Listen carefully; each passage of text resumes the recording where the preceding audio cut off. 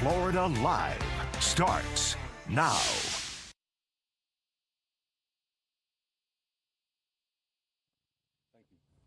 All right, so update now. This just coming in. We are with him right now, and he is in good health, and we are furthering the investigation as we speak. So, again, this is happening as we're going along here, but we do have him. That's the good news. That's great to hear. And but yeah, getting back to your question on the resources, that's exactly why we don't want to do this. If we can bring anybody else in here to help us with this and bring a quick closure, that's what we're going to do, and obviously it's working. Can you say who you have?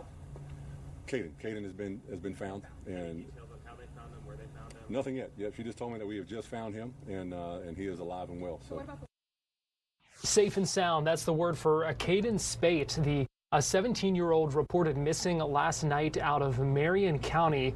An Amber Alert sent out for that. That was a breaking news in a live news conference we brought you about an hour ago, live on Fox Local. Good afternoon. Thanks for joining us here on Fox Local, YouTube, and on Fox 35. This is Florida Live, and we appreciate you joining us on this Friday afternoon. It has been a busy Friday afternoon, and again, that breaking news this afternoon that a missing teenager had been found safe and sound.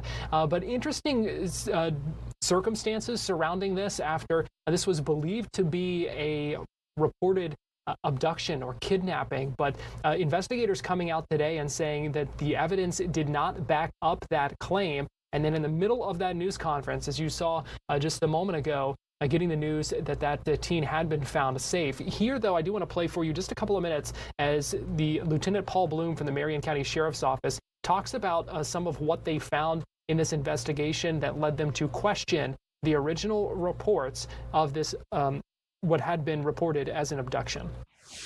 This case came in as quite literally a shock to us, and certainly to you and all the citizens here in Marion County and around Florida. Our initial report was that we responded to a shooting. This was 4:10 in the afternoon yesterday. This is in about the 12,800 block of Highway 484. That's near the Dunnellon Airport, not too far away. And the area around there is somewhat rural, wooded area. And when we arrived, we did find evidence of a shooting, an abandoned vehicle there belonging to Mr. Caden Spate, and the investigation began there. What we learned was that Caden had let a family member know that there was may have possibly been abducted by 4 men in a white van, and described them as Hispanic. Our investigation started there, right? So we reached out with tips that were coming in, physical evidence there. Our forensics team responded and began an investigation alongside of our detectives.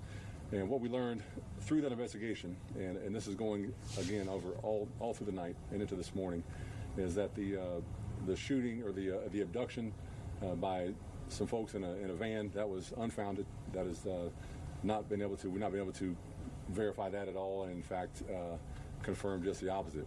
What we did find out is that Caden Spate did stop off at a couple local stores, including Walmart, prior to this incident occurring, and we've distributed some photos of him there at the Walmart. He purchased a bicycle, a sleeping tent, sleeping bag, and I believe he has a backpack with him, wearing jeans and a t-shirt, and evidence suggests that he left from that scene on the bicycle. So right now, we're not pursuing this as him being abducted by 4 Hispanic males in a van. That has been proven to be untrue. However, we are still looking at this as a missing endangered juvenile. And again, that was Lieutenant Bloom just moments before breaking the news that he has been found safe. Now, he was also asked if this teen could face charges in connection with this, and he said they basically are looking into that. The investigation is continuing. Well, the big story this weekend, we are continuing to track the tropics and some potential impacts along Florida's coast and other parts of the Atlantic coast when it comes to a couple of developments out there in the Atlantic right now. Joining me live now inside our streaming studio is Fox 35 Storm Team meteorologist Laurel Blanchard. Laurel, we appreciate you joining us. continuing to watch this and what has been a bit of a tricky forecast, I know, to kind of figure out the path of these things. Honestly, Garrett, you said it perfectly. This forecast depends on so many factors. And the first tricky thing, there was a long list of them, but the first tricky thing that we have with this storm in particular is that it's still an invest. So it's in a very weird spot in its circulation. It's not quite organized enough in order to be a tropical storm right now, but it's not organized enough that it's just something that we can undermine. So there's a lot at stake right here. But this could be to be Imelda as soon as tonight or by the end of the weekend is kind of the window that we're looking at. If this storm kind of moves into an area right now we're looking at over the Bahamas, where it's not only in an area of warmer ocean water, but also looking into the fact that right now it's in a pretty rough environment. We're seeing a lot of wind shear right now over the Dominican Republic, and that's when we have two layers of the atmosphere with wind kind of moving in two different directions. So when we have a high level of that, something tropical can't really organize enough in order to kind of get started. So right now, we're kind of just looking at this still pretty disorganized system, but you can also see Humberto is still picking up steam, and that is now a hurricane. Category 1 Hurricane Humberto is something that we're watching right now. So that's ultimately what we're looking at in the tropics. So how could this affect Florida? That is the main question. So right now, we are looking at a 90% chance of development over the next 7 days. More importantly, a 90% chance of development over the next 48 hours. Right now, we're seeing very gusty winds over Turks and Caicos and the Dominican Republic. Also going to be, again, expecting this storm to get a little bit more traction and a little bit more organization as it makes its way over the Bahamas. And then we're going to be watching carefully because this could sweep by Florida, bringing us in possibly some rain, some very gusty winds, but more importantly, very dangerous surf. So heads up this weekend. If you do have any beach plans, especially along our East Coast beaches, it is going to be very rough out there. And Garrett, I don't know if we can pop up our Daytona Beach camera. We'll get to that in a second. Yeah. But yeah, you can already see those rip currents out there right now. Take a look. Right in the center of your screen. Oh, wow, yeah. And I can see two right off the bat.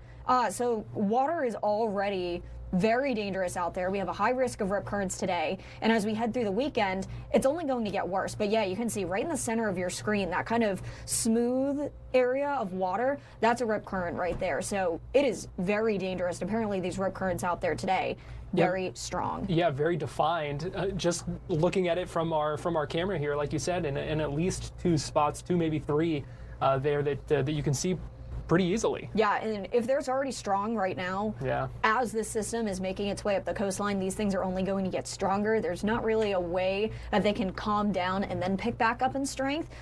So the ocean especially, if you are planning any beach trips or anything, especially for this weekend, definitely would recommend not getting in the water on that one. And it's going to be interesting too, because I know we talked a little bit about how, the coast especially going to be feeling some of those impacts, but further inland, we may not even really feel or notice anything really different. Yeah, so it might get a little bit breezy for us closer to downtown Orlando, central Florida, more central Florida, but really it's going to be the coast that are going to be feeling the worst impacts. And of course, this is not going to be our storm. So that's one thing that we do want to make clear for sure. We're not going to be feeling the direct impacts of this storm. However, we're going to be feeling just some more side effects, I guess, from the storm. But a lot of questions about whose storm it ends up being. Correct. And that's something that the models are still very up in the air about, because as we do take a look, these are the spaghetti models. There's a reason why we call them the spaghetti models, and quite literally this model looks like we threw a plate of spaghetti on a map, and that's exactly what it looks like. And really what this model is showing is we don't really know. And that's not a bad thing, but it's still in its early phases of where we could be seeing this storm headed. But there's really two main scenarios, and it's more just like as this storm continues to progress and how it interacts with Humberto, that's when we're going to start to answer those questions a little bit more. But the two main scenarios that we can see right now, this system kind of going to follow up Florida's coastline and make landfall either as a strong tropical storm or maybe a very weak hurricane. That's kind of even still up in the air. Or as it interacts with Humberto, it could kind of stall off the coast of Carolinas, Georgia, Florida, and then kind of be swept out to sea. And models are kind of almost 50-50 on that right now. So we're going to continue to watch that. But luckily right now, we're pretty much looking at a low concern for Florida. So good news right there. However, there is a growing impact. Now let's kind of talk about more of the strength of what we could be seeing. Again, we kind of talked about getting that little bit of organization as we take a look more by the Bahamas, but some models do have this, or let me just start off with the most models. Most models have this as a tropical storm as we head through the next couple of days. Some of them, there's a few of them, but they're very isolated right now, have it even a little bit stronger. So we're going to be keeping a very close eye on that. But the main thing that's going to really impact the path of this storm is how not only what could be Imelda coming up interacts with Humberto, because these two storms are very close together. It may not look it, but right now Humberto is holding Category 1 storm significantly stronger than what we're seeing right now with that possibly Imelda, and this is going to continue to most likely really intensify to a Category 4 storm by this weekend. So this storm is going to really intensify very quickly and then eventually start to calm back down as it stays safely out to sea. That's one thing that I do want to stress very closely, that Humberto is not going to be making landfall in the U.S. That's good news right there. However, it does cause for a little bit of concern for Bermuda, as it could be brushing again, kind of following in the footsteps of what we had with Aaron Garrett a couple weeks ago. And then obviously Humberto also making an impact on what happens with Imelda. Correct, and that's something that we're going to be focusing in on, because really low pressure systems almost act like magnets. They can maybe come together if one storm is very weak and one storm is very strong, but most likely they're going to be influencing and kind of pushing and pulling each other to what that track is going to be. So how these two systems interact, that's what's going to be the pretty much the predecessor of if this storm makes landfall, how strong this storm makes landfall. There's a lot of factors kind of still up in the air. When can we expect to see a cone for Imelda? As soon as this storm kind of gets classified as a tropical storm, it could be as early as tonight, or if this system kind of just is not organized just enough, it could still be an invest through the rest of, at least through the first half of the weekend. All right, well, Fox 35 Storm Team Meteorologist Laurel Blanchard, we appreciate you breaking all that down for us. You know it's not going to directly impact us here, but still something to be aware of, especially along the coast. And we'll see what happens from there. Yeah, for sure. Really, if you're planning anything for this weekend, it will be on the soggy side, but definitely if you are going to be more trying to plan that beach trip, trying to get outside, worst of what we could be feeling is more towards the back half of the weekend, Sunday and Monday. All right, good to know. Laurel, thank you. Thanks, Garrett. We're going to take a quick break here on Florida Live, and as we do, give you another live look at Daytona Beach from our Hard Rock Hotel cameras. You can still see those rip currents out there along the coast right now. We'll be right back with more Florida Live after this.